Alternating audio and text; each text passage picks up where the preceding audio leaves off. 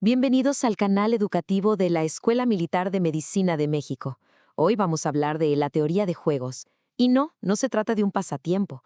Pensemos en ella más bien como una herramienta matemática súper potente, diseñada para algo que hacemos todos los días: tomar decisiones estratégicas, sobre todo en un campo tan complejo y con tanto en juego como lo es la medicina.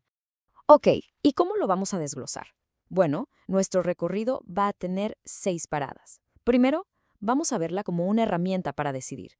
Después, vamos a definir bien qué es un juego. Luego, entraremos a la matriz de pagos. De ahí, distinguiremos entre juegos cooperativos y no cooperativos. Veremos algunas aplicaciones súper prácticas en la clínica y, para cerrar con broche de oro, hablaremos del equilibrio estratégico en medicina. Muy bien, pues entremos en materia.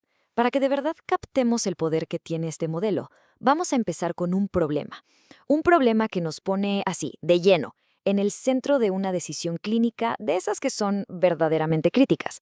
Este escenario, de hecho, es un clásico. Es una adaptación de un famoso trabajo de Tversky y Kahneman, y la verdad es que nos pone frente a una situación límite.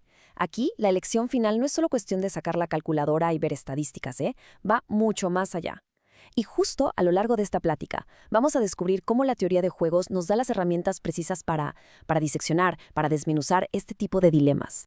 Y aquí está la pregunta del millón, ¿no? ¿Cómo le hacemos para elegir el mejor plan cuando todo es incierto y las decisiones de unos afectan a otros? Porque, seamos sinceros, en medicina casi nunca decidimos en una burbuja. El resultado de lo que hacemos depende, pues, de la enfermedad, de cómo responde el paciente, de lo que hacen otros colegas, hasta de las políticas del hospital. Bueno, pues la teoría de juegos nos da un mapa para navegar en medio de toda esa complejidad. Perfecto. Ahora, para poder usar esta herramienta, primero tenemos que entender su lenguaje, ¿cierto? Así que vamos a desglosar los conceptos básicos, los ladrillos con los que se construye todo análisis estratégico. Y aquí, ojo, el punto clave es este. Un juego, en este contexto, no tiene nada que ver con entretenimiento, para nada. Es un modelo matemático, de una interacción, ya sea de conflicto o de cooperación. Por ejemplo, el éxito de recetar un antibiótico no depende solo de que yo haga la receta. Depende de si el paciente se lo toma, como debe, y claro, de un montón de factores biológicos que no controlamos. ¿Y quiénes son los jugadores? Pues básicamente cualquiera que tome una decisión en la situación. En la clínica, los jugadores podemos ser nosotros, los médicos, pero también el paciente, su familia, la compañía de seguros o hasta el mismo hospital como institución. Y lo interesante es que cada uno tiene sus propias metas y motivaciones.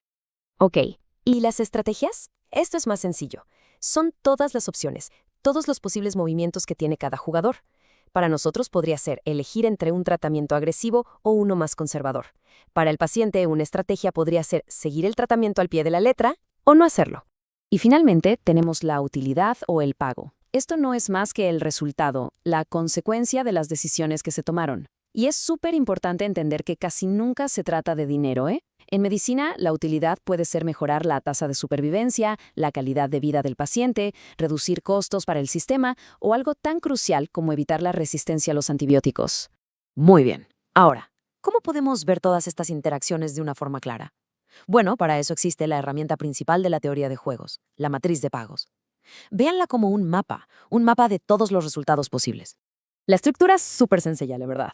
Imaginen que el jugador 1 elige una de las filas, el jugador 2 elige una de las columnas.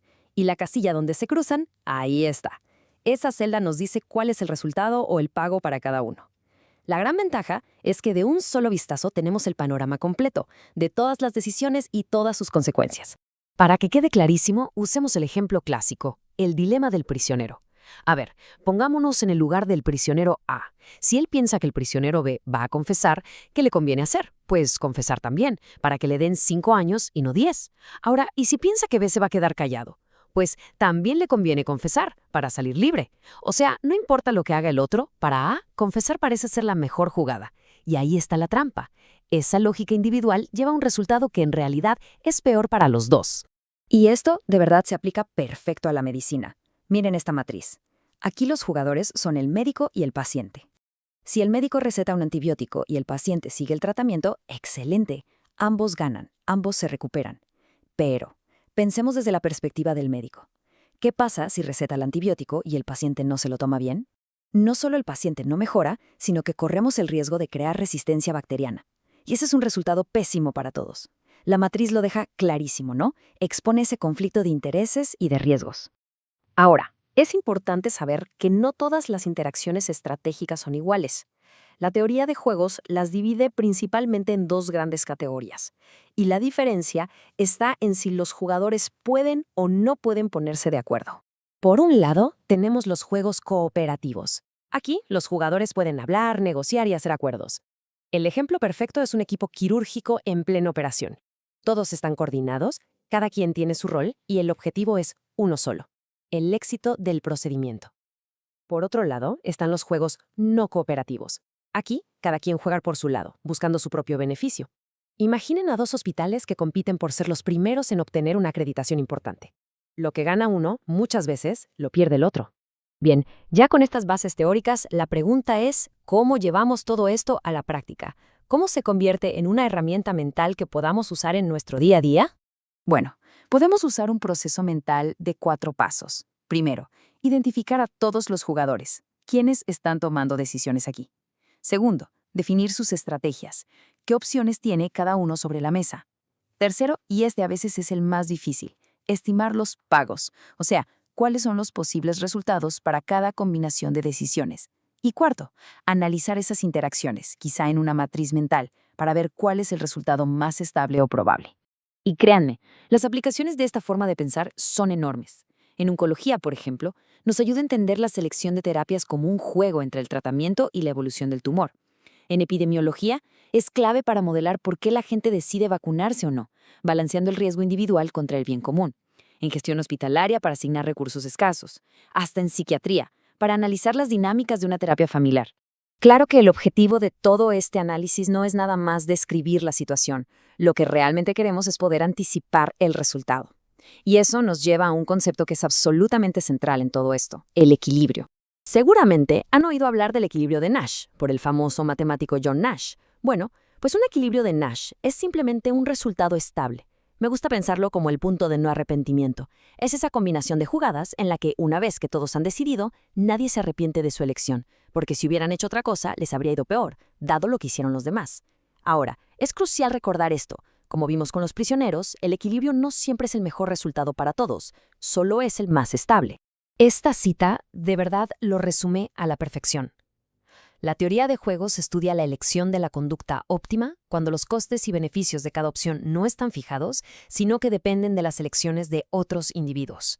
Y eso es la medicina, ¿no? Un campo donde los costos y beneficios nunca son fijos y donde la mejor decisión siempre depende de un ecosistema de otras decisiones. Así que, para terminar, queda esta pregunta en el aire para la reflexión. La próxima vez que tengan enfrente una decisión clínica complicada, un caso difícil, ¿será posible hacer este ejercicio mental?